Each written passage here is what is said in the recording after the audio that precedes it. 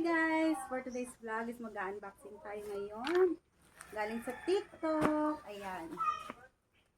Sana ito'y gumagana kasi wala pa po kaming kuryente. Kaya hindi ko ito matatry. Unbox lang muna natin kung ano ang kanyang itsura. Ayan. Okay. First coat. Second coat. Card.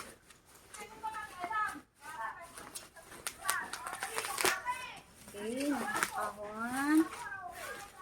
A box. Tapon. Then,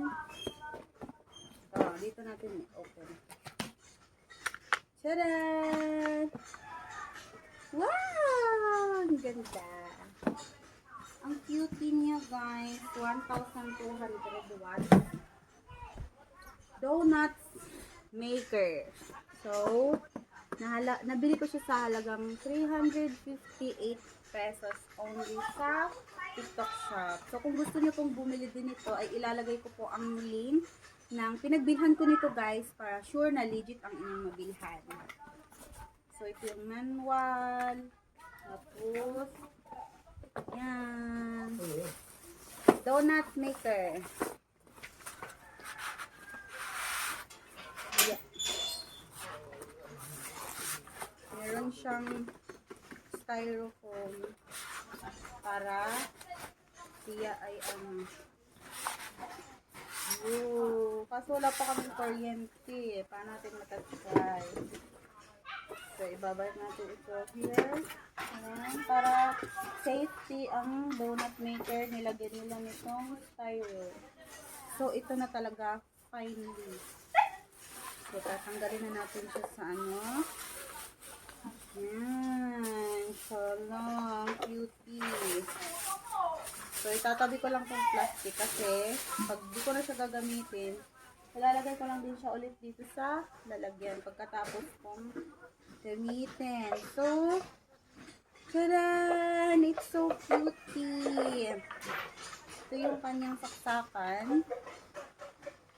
Dalawa. Kailangan siya ng kailangan siya ng out ng niya, saksakan niya. So, this is it. Hindi lang siya natatanggal. Baka masira ko pa. So, ito siya guys. Ganito lang siya paggamit. Sasara din. Pag nag-okay na. Donut maker.